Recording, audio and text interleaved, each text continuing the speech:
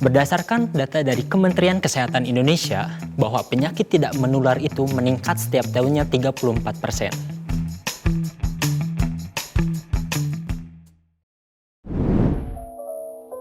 Halo sahabat CMI, perkenalkan saya Wahyu Hartanto, saya dari Klinik Utama dan Laboratorium CMI. Di sini saya sebagai manajer promosi kesehatan. Nah, sahabat CMI, berdasarkan data dari Kementerian Kesehatan Indonesia, bahwa penyakit tidak menular itu meningkat setiap tahunnya 34%. Data-data itu tersebut itu terbagi menjadi 4 penyakit yang mungkin saya akan berikan kepada sahabat CMI. Penyakit jantung yang pertama yang akan saya bahas. Menurut data WHO, dari semua penyakit yang tidak menular, 45%-nya itu disebabkan oleh penyakit jantung dan pembuluh darah. Menurut data WHO, 17,7 juta dari 39,5 juta itu mengalami kematian diakibatkan oleh penyakit jantung. Yang kedua adalah penyakit kanker.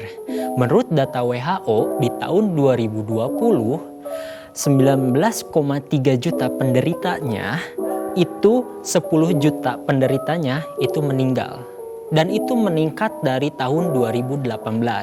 Di tahun 2018, 9,6 juta orang meninggal dari total 18,1 juta orang yang menderita penyakit kanker. Nah, yang ketiga itu adalah penyakit diabetes. Menurut data dari Federasi Diabetes Internasional menyebutkan bahwa 422 juta orang di dunia itu mengidap penyakit diabetes. Dan 1,6 juta orang di dunia dari penderita tersebut meninggal dunia. Rata-rata orang yang meninggal dunia ini berada di negara berkembang.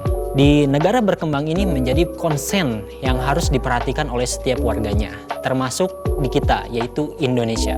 Yang keempat adalah penyakit gagal ginjal kronis. Data yang menyebutkan dari WHO bahwa angka 850 juta jiwa per tahunnya itu meninggal akibat gagal ginjal kronis. Dan di tahun 2016 saja itu terjadi peningkatan yang sangat signifikan, yaitu 13,6% per tahunnya. Maka dari itu, ayo sahabat CMI, ayo kita periksakan kesehatan kita. Terus kita harus tahu sejak dini bagaimana mengetahui apa-apa yang gejala menjadi 4 penyakit tidak menular tersebut. Nah, begitu sahabat CMI. Jadi dari data-data tersebut yang udah saya sebutkan tadi, bahwa sebetulnya penyakit tidak menular ini menyebabkan tingkat kematian yang paling tinggi.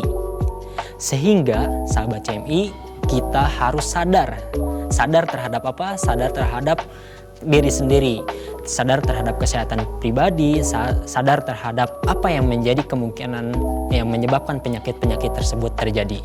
Sehingga nantinya sahabat CMI bisa mengetahui sejak dini dan bisa melakukan tindakan-tindakan preventif.